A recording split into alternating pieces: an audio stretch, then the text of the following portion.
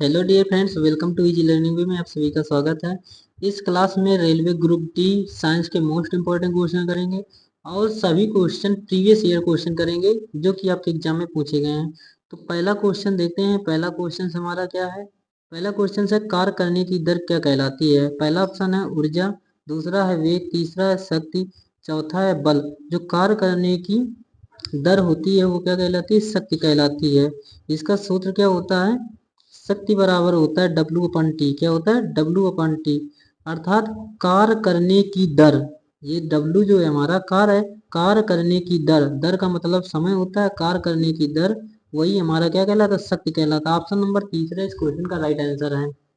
अगला क्वेश्चन है हमारा, शक्ति को किस रूप में व्याख्यात किया जाता है। पहला ऑप्शन है ऊर्जा स्थानांतरण में किया गया कार्य, दूसरा है भार बढ़ाने के लिए आरोपित बल, तीसरा है कार्य करने की दर अथवा ऊर्जा स्थानांतरण की दर, चौथा है 1 मिनट में किया गया कार्य। तो इस क्वेश्चन का राइट आंसर क्या हो जाएगा? ऑप्शन नंबर तीसरा हो जाएगा। जो कार्य करने की दर अथवा ऊर्जा स्थानांतरण की दर वही क्या कहलाती है? शक्ति कहलाती है। अभी हमने बताया था कार्य करने की दर को क्या कहते हैं? शक्ति कहते हैं। जो W/T होता है, P बराबर W/T होता है इसका सूत्र। इसी से न्यूमेरिकल बन जाते हैं आपके।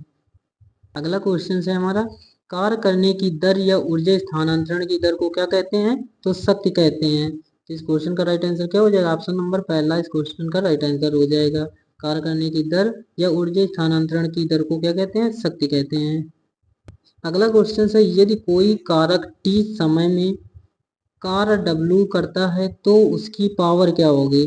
तो अभी हमने सबसे पहले ही बताया था कि शक्ति, पावर का मतलब होता है शक्ति, शक्ति बराबर होता है कार्य बटे समय, मतलब W/T। तो इस ऑप्शन में देखिए W/T किस विकल्प में है? तो ऑप्शन नंबर तीसरा देखिए, कार्य बटे समय क्या होता है? W/T शक्ति कहलाता है। ऑप्शन नंबर तीसरा इस क्वेश्चन का राइट आंसर है। अगला क्वेश्चन क्या है? शक्ति बराबर W/T, जहाँ W का अर्थ बताना है। तो W का अर्थ क्या है? कार्य है। सबसे पहले ही बताया गया था कि W हमारा कार्य है, T हमारा समय है, और शक्ति, शक्ति को P से डिवाइड करते हैं तो P हमारा क्या हो जाएगा? शक्ति हो जाएगी, पावर जिसको बोलते हैं।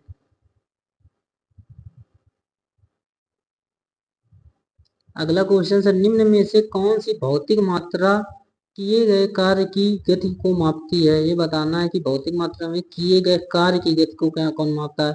बल मापता है या वेग मापता है या फिर ऊर्जा या फिर शक्ति? तो इस क्वेश्चन का राइट आंसर क्या हो जाएगा? शक्ति हो जाएगा। ऑप्शन नंबर तीसरा इस क्वेश्चन का राइट आंसर हो जाएंगे। ये सभी क्वेश्चन आपके टॉपिक वाइज क्वेश्चन हैं। अगला क्वेश्चन है, 5 kg द्रव्यमान का एक लड़का 40 सीढ़ियां 9 सेकंड में चढ़ता है। यदि प्रत्येक सीढ़ी की ऊंचाई 15 सेंटीमीटर है तो उसकी शक्ति ज्ञात कीजिए और जी का मान दिया गया है 10 मीटर प्रति सेकंड स्क्वायर। इस क्वेश्चन को किस तरीके से लगाएंगे? हमें ज्ञात क्या करना? शक्ति, P का मान निकालना है। तो P बराबर होता है W/T। क्या होता है? W/T। W का मान तो दिया नहीं गया, तो W का मान के स्थान पर क्या लिख देंगे? W बराबर होता है mgh, और T के स्थान पर हम T रख देंगे। M का मान हम रखेंगे 50 इंटू जी का मान 10 दिया गया है, और H निकालेंगे। H कैसे निकलेगा? ये 15 सेंटीमीटर ऊंचाई दी गई है और सीढ़ी कितनी चढ़ रहा है? 40 सीढ़ी चढ़ रहा है। तो इन दोनों को गुणा कराएंगे तो 15 गुणे 40 करेंगे तो 600 सेंटीमीटर आएगा, और इसको हमें मीटर में चेंज करना है तो 6 आ जाएगा। क्या आ जाएगा? 6 आ जाएगा। डिवाइड में हम कर देंगे सेकंड, सेकंड हमारा 9 दिया गया। अब इसको डिवाइड कर दीजिए, 3 से डिवाइड करेंगे, 3 तिरका 9, 3 दूनी 6। क्या आएगा? लिखा था हमारा P बराबर 50 इंटू 10 इंटू 6। 6 हमारी ऊंचाई निकली थी 6 मीटर, और बटे में T निकला था। इसको 3 से काटिए, 3 तिरका 9, 3 दूनी 6। ऊपर आ जाएगा कितना? ऊपर आ जाएगा 5 दूनी 10, 1000, 1000 बटे 3 आ जाएगा। कितना आएगा? 1000 बटे 3। P का मान कितना आया? 1000 बटे 3। इसको डिवाइड करेंगे तो कितना आएगा? 333.33 आ जाएगा। कितना आएगा? 333.33 आ जाएगा। 3 से डिवाइड करेंगे तो 333 बटे 333.33 वाट आ जाएगा। अगला क्वेश्चन है, उस भौतिक मात्रा का नाम बताएं जो बल और वेग के गुणनफल के बराबर है। बल और वेग, बल होता है F हमारा, और इंटू में वेग V होता है। किसके बराबर होता है? शक्ति के बराबर होता है। एक सूत्र पढ़ा होगा कि शक्ति बराबर होता है बल इंटू वेग। क्या होता है, ये क्वेश्चन पढ़ा होगा, बल इंटू वेग। बल इंटू वेग बराबर शक्ति के होता है। ये इससे भी क्या इससे भी क्या बनते हैं, सवाल बनते हैं। अगला क्वेश्चन है, एक 40 केजी भार वाली लड़की 4 सेकंड में 5 मीटर तक ऊंची होने वाली सीढ़ियों पर तेजी से चढ़ जाती है, उसके द्वारा विकसित शक्ति ज्ञात करना। सेम उसी तरीके का क्वेश्चन है हमारा, इसको भी सॉल्व करेंगे। तो हम इसको और ऊपर कर लेते हैं थोड़ा। तो P का मान निकालना है, P बराबर W/T होता है। तो W का मान तो दिया नहीं गया, तो mgh रख देंगे। M का मान 40 है, G का मान हमारा 10 है, और H ऊंचाई निकाल लेंगे। 4 से 5 मीटर ऊंचे चढ़ता है, तो 5 रख देंगे, और यहाँ T का मान 4 सेकंड रख देंगे। तो 4 दे हम 40, 5 का डिवाइड कर देंगे तो 500 आ जाएगा। क्या आ जाएगा, 500 वाट आ जाएगा। ऑप्शन नंबर पहला इस क्वेश्चन का राइट आंसर हो जाएगा। क्या हो जाएगा, ऑप्शन नंबर पहला इस क्वेश्चन का राइट आंसर हो जाएगा। सेम उसी तरीके का सवाल है, केवल आपको क्या रख सूत्र में रख देना है और आंसर निकल आएगा। अगला क्वेश्चन, औसत शक्ति निम्न में से किसके बराबर होता है। पहला ऑप्शन है लिया गया समय बटे कुल प्रयुक्त ऊर्जा, दूसरा है कुल मुक्त ऊर्जा बटे कुल प्रमुक्त ऊर्जा, तीसरा है किया गया कुल समय बटे तय की गई दूरी, चौथा है कुल प्रयुक्त ऊर्जा बटे कुल समय। तो इस क्वेश्चन का राइट आंसर क्या हो जाएगा, ऑप्शन नंबर चौथा हो जाएगा कि शक्ति औसत शक्ति बराबर होता है कुल ऊर्जा बटे कुल समय। अगला क्वेश्चन है, 50 केजी के भार का एक लड़का 40 सीढ़ियां 10 सेकंड में चढ़ता है। यदि प्रत्येक सीढ़ी की ऊंचाई 15 सेंटीमीटर हो तो उस शक्ति ज्ञात कीजिए। उसकी शक्ति ज्ञात करना, जी का मान दिया गया। सेम सवाल अभी हमने बताया था, उसमें समय 9 सेकंड दिया था, इसमें समय 10 सेकंड दिया गया है। 9 की जगह केवल आपको 10 रख देना है। सेम उसी तरीके से लगाएंगे, और इस सवाल को आप लोग सॉल्व करके कमेंट बॉक्स में कमेंट करके सभी लोग बताएंगे कि इसका आंसर कितना आ रहा है। सभी लोग कमेंट करेंगे कि इस क्वेश्चन का आंसर क्या होगा।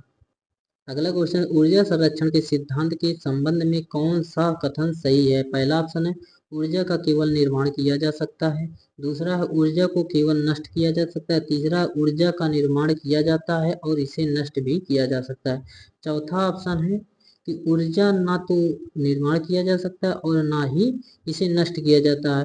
जो ऊर्जा संरक्षण का नियम यही कहलाता है कि ऊर्जा तो न तो उत्पन्न की जा सकती है और ना ही इसको नष्ट किया जा सकता है। ऑप्शन नंबर चौथा इस क्वेश्चन का राइट आंसर होता है। जो ऊर्जा संरक्षण का सिद्धांत होता है, ऊर्जा ना तो निर्माण किया जा सकता है और ना ही इसे नष्ट किया जा सकता है, इसे केवल एक रूप से दूसरे रूप में क्या कर सकते हैं, परिवर्तित कर सकते हैं, चेंजमेंट कर सकते हैं। बाकी ऊर्जा संरक्षण के सिद्धांत को हम लोग ऊर्जा को कुछ नहीं किया कर सकते, ना तो उत्पन्न कर सकते हैं और ना ही नष्ट किया जा सकता है। इसको एक रूप से दूसरे रूप में केवल परिवर्तित कर सकते हैं।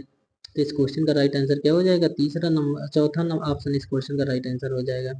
अगला क्वेश्चन है, ऊर्जा ना तो उत्पन्न की जा सकती है और ना ही नष्ट की जा सकती है, लेकिन इसे एक रूप से दूसरे रूप में परिवर्तित किया जा सकता है। तो इसे क्या कहते हैं, ऊर्जा संरक्षण का नियम कहते हैं। तो ऑप्शन नंबर दूसरा इस क्वेश्चन का राइट आंसर हो जाएगा। अभी हमने बताया था ऊर्जा संरक्षण का नियम क्या कहलाता है, ऊर्जा ना तो उत्पन्न की जा सकती है और ना ही नष्ट किया जा सकता, इसे केवल एक रूप से दूसरे रूप में क्या कर सकते हैं, परिवर्तित कर सकते हैं। अगला क्वेश्चन से, यदि वायु प्रतिरोध को नगण्य माने तो मुक्त रूप से गिरते हुए पिंड की स्थितिज ऊर्जा और गतिज ऊर्जा का योग क्या होगा। पहला ऑप्शन है अनंत होगा, दूसरा स्थितिज ऊर्जा के योग का दुगना होगा, तीसरा है शून्य होगा, चौथा होगा स्थिर होगा। यदि हम वायु प्रतिरोध को नगण्य माने तो मुक्त रूप से गिरते हुए पिंड की स्थितिज ऊर्जा और गतिज ऊर्जा का योग क्या होगा, स्थिर हो जाएगा। क्या हो जाएगा, स्थिर माना जाएगा। ऑप्शन नंबर चौथा इस क्वेश्चन का राइट आंसर हो जाएगा। अगला क्वेश्चन है हमारा, जब आप एक रबड़ बैंड खींचते हैं तो हस्तांतरित ऊर्जा किस रूप में संग्रहित होता है, स्थितिज ऊर्जा के रूप में, या फिर मांसपेशी ऊर्जा के रूप में, या फिर यांत्रिक ऊर्जा के रूप में, या फिर गतिज ऊर्जा के रूप में। जब हम रबड़ को खींचते हैं तो क्या होता है, रबड़ खींच लिया गया फिर छोड़ दिया तो वो क्या होता है, अपनी स्थिति में चेंजमेंट हुआ। अब तो वही हमारा क्या कहलाता है, स्थितिज ऊर्जा होती है।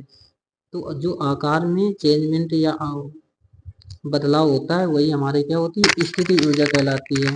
स्थिति ऊर्जा की परिभाषा होती है जो स्थिति व आकार में को लेने के लिए चेंजमेंट, ये परिवर्तन होता है, वही हमारा क्या होता है, स्थितिज ऊर्जा होता है। और इसमें यही कहा गया कि यदि हम रबड़ को खींचते हैं तो रबड़ अपने आकार में चेंजमेंट हुई, खींचा गया, थोड़ा बढ़ गई, थोड़ी लंबी हो गई और पतला हो गया, तो ये उसके आकार में क्या हुआ, चेंजमेंट हो गया। तो ये इस ऊर्जा को क्या कहते हैं, स्थितिज ऊर्जा कहते हैं। तो ऑप्शन नंबर पहला इस क्वेश्चन का राइट आंसर हो जाएगा।